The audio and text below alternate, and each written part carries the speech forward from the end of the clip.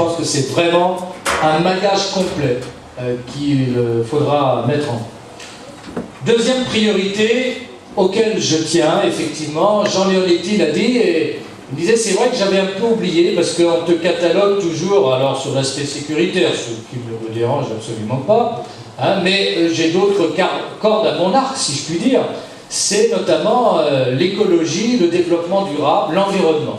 Je veux rappeler que j'ai été le maire, avec son adjoint à l'urbanisme, qui d'une voix a flingué le projet débile d'autoroute à 8 bis, qui satisfaisait a priori les gens du littoral, parce que les gens du littoral croyaient que parce qu'on leur mettait une autoroute, je vais prendre un truc sur la gueule tout à l'heure, que si...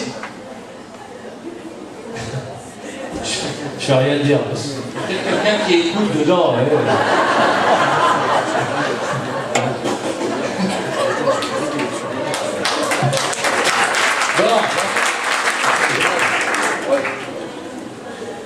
C'était débile. Une autoroute n'a jamais réduit les problèmes de circulation. C'est un outil d'aménagement du territoire. Là où il n'y a rien, vous mettez une autoroute, 10 ans après, c'est plein. Voilà. Alors je suis désolé de déranger les amis. Alors j'ai essayé d'expliquer, mais j'y suis pas arrivé. Parce que j'ai fait un peu de géographie aussi. Ça fait partie de l'aménagement du territoire. Hein. Je le répète, on aurait mis une deuxième autoroute à 10 km, on faisait Los Angeles.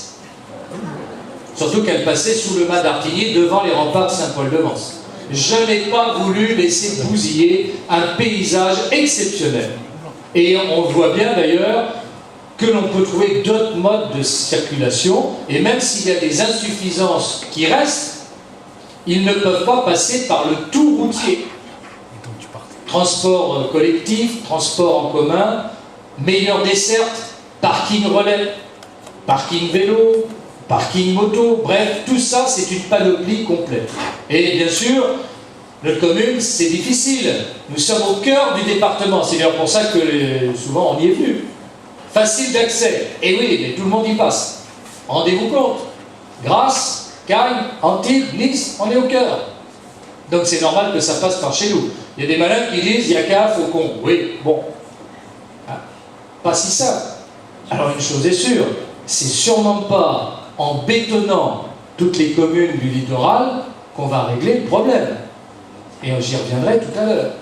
Parce qu'il est bien évident que plus vous construisez, plus vous amenez du monde, plus vous engorgez. Si c'est ça la solution pour notre commune, on en reparlera. Et donc, quand je dis faire de Villeneuve-Loubet une écoville, je pourrais dire, on y est déjà. Le cœur nature, qui est le slogan de la municipalité, bien sûr, nous avons la chance d'avoir 1000 hectares de nature. Parfois, ce n'est pas qu'un avantage, puisqu'on a voulu nous y coller 2 décharges, demain une ligne à grande vitesse, etc. Donc, ce n'est pas toujours un avantage et il faut se battre. Mais en tout cas, faire une écoville, ça veut dire qu'il faut que nous ayons en tête de préserver la nature que nous avons, de préserver le cadre dans lequel nous vivons, qui est aussi celui où on respire. Nous avons ce qui n'est pas une chance. La chance, c'est le parc de Vaugrennier, je l'ai découvert, il a été décidé à une époque, et je ne sais pas par qui d'ailleurs, l'État, le département, je ne sais pas qui, en tout cas c'est devenu un parc départemental. Celui des rives du Loup, je l'ai voulu. Tous ceux qui me critiquent tant et qui se promènent tout le long du Loup peuvent avoir une pensée émue pour moi. Il y a 20 ans, je vous l'ai proposé. L'année prochaine, nous avons l'embouchure du Loup pour pouvoir avoir cette promenade, cet aspect de détente, de nature, de profiter d'un environnement exceptionnel. Et nous allons faire à Villeneuve-Loubet ce que le Grenelle de l'environnement a recommandé, la trame verte et la trame bleue. La trame verte, c'est tout ce qui est bord de fleuve, et la trame bleue, c'est tout ce qui est bord de mer. Et nous allons avoir la chance d'avoir les deux ensemble. C'est un joyau inestimable. Je connais peu d'autres communes qui peuvent en dire autant. D'autant plus que nous nous attaquons ensuite, et nous avons commencé de le faire, mais les procédures sont longues, pour aller jusqu'à la Colle-sur-Doubs, jusqu'à la base de canoë-kayak. Ça veut donc dire que nous allons avoir, pour les générations à venir, de quoi offrir à toutes les catégories de population, d'âge, de quoi profiter encore de la nature. Nature qui, par ailleurs, est protégée, entretenue. Car justement, elle allait dépérir en la laissant dans l'état où elle était, puisqu'elle était une propriété privée, que certains franchissaient allègrement d'ailleurs, mais qui n'était absolument pas entretenue. Donc, quand je parle d'écoville, c'est cet aspect-là que je veux privilégier. Pistes cyclables, qui sont à rénover aussi, parce que les réglementations ont changé, parce que l'entretien, parce que souvent, quand on les a faites, rendez-vous compte, les premières, on les a sorties il y a 20 ans. Et donc, il y a 20 ans, les services, ils ne savaient même pas comment ça se faisait. Hein, et puis, la réglementation est arrivée par la suite, donc il y a à rénover celles qui existent, et puis il y a à créer toujours et partout de nouvelles pistes cyclables. Moi, c'est une obsession. La voie de circulation. Ah. Et je suis content, je m'entends enfin. Je me disais, il y a un écho, mais je ne sais pas d'où il est. Ouais. J'ai une obsession, c'est que la route, c'est le minimum pour 2 cars qui se croisent, point. Caler la visualité pour obliger à ralentir. Et des trottoirs confortables. Une piste cyclable, à part le trottoir quand on peut, quand on ne peut pas, on essaye de faire conjuguer les deux. Mais il faut qu'on puisse avoir la sécurité partout. Et on a un paquet de cheminements comme ça à créer. Les gens qui habitent du côté de Beaugrenier-Présidence, ils aimeraient bien pouvoir venir à pied tout le long du parc jusqu'à l'avenue du Docteur Lefebvre. Ça n'est pas possible. Les gens du Loubet, pareil. Le chemin des Essarts, toute une côte à monter en insécurité. Donc tout ne pouvait pas se faire en un jour. Décidément, ça n'arrête pas. Donc tout cela participe à des modes de transport que l'on appelle doux. L'éclairage, obsolète, qui était valable à un moment, qui ne l'est plus aujourd'hui, et qui consomme beaucoup. Il faut un plan éclairage. Vous me direz, c'est lumineux, bien sûr. Hein, mais aujourd'hui, on a des techniques, alors un peu coûteux à l'investissement, mais on récupère la TVA. Donc, c'est jamais perdu. Et surtout, beaucoup d'économies de fonctionnement. Des jalonnements tout à fait originaux, que l'on n'avait pas à l'époque. La piste cyclable aujourd'hui, on n'est pas obligé de mettre des lampadaires, on peut mettre un jalonnement lumineux qui s'éclaire au fur et à mesure qu'on passe et qui n'est pas obligé de brûler toute la nuit pour rien. Ah, tout ça existe.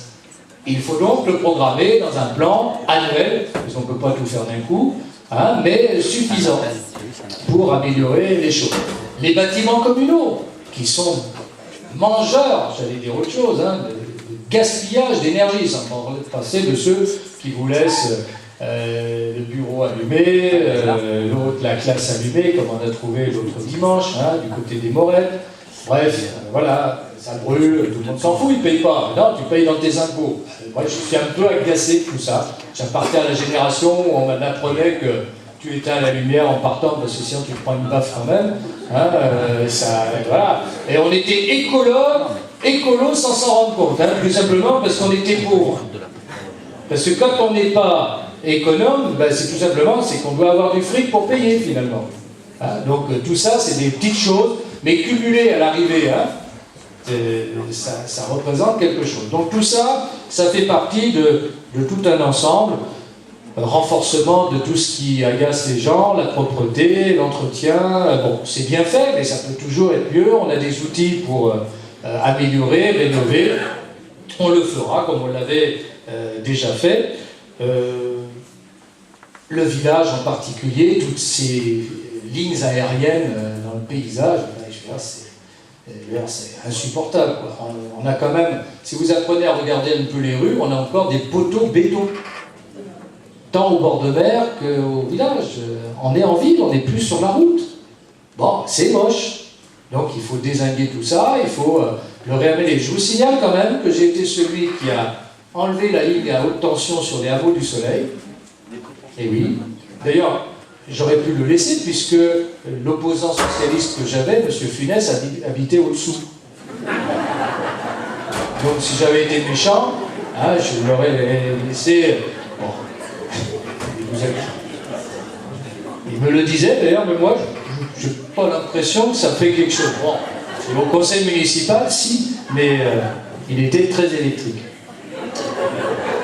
La ligne à haute tension, sur les plans, je vous signale qu'elle passe aujourd'hui en dessous le Loueux, sous la passerelle que l'on a créée, juste au niveau des ferraillottes. Et ce qui nous a permis de le faire, c'est le projet d'implantation de la gendarmerie. Alors tout ça paraît naturel, évident. Enfin, bon. Donc il faut un peu travailler. On a des partenaires, alors c'est toujours un peu compliqué. France Télécom devenu Orange, EDF, RDF, etc. On peut s'y retrouver là-dedans, pour arriver à mettre tout le monde ensemble. Bonjour, ça va prendre un peu de temps, mais il faut qu'il y ait cette volonté-là. Parce qu'il n'y a aucune raison, ça se fait dans tous les villages du département de France, il n'y a aucune raison que dans notre village, ça reste en l'état. Donc tout ça, ça participe d'abord à des économies. Donc dans le budget de fonctionnement, ça pèse moins lourd. C'est pris en compte par l'investissement au départ, c'est vrai. Mais après, on est gagnant. Et c'est vrai pour l'eau, l'assainissement. D'ailleurs, on aura intérêt à être économe sur l'eau et l'assainissement parce que c'est obligé, compte tenu de la construction de la prochaine station d'épuration à Caille, notre adhésion au syndicat intercommunal, c'est obligé que ça augmente. Nous étions privilégiés, nous payons moitié moins que tous les autres, et bien ça ne va pas durer. Comme ça, vous êtes à l'aise. C'est fait de toute manière. C'est réglé, ça a été voté, adopté, c'est négocié, et voilà, on va trouver le bébé comme ça, je vous le dis à l'avance. Et l'augmentation, c'est, vous verrez, ça va être sympa. Nous serons au niveau des autres. Voilà, ni plus ni moins, mais sachez qu'on ne peut pas rêver d'une station d'épuration moderne par rapport à celle qu'on a, et en même temps croire que ça ne se paye pas. Moi, j'y vois qu'un embêtage. Plus c'est cher, plus on fait attention. L'écologie, ça commence au porte-monnaie. Et c'est pareil pour les déchets ménagers.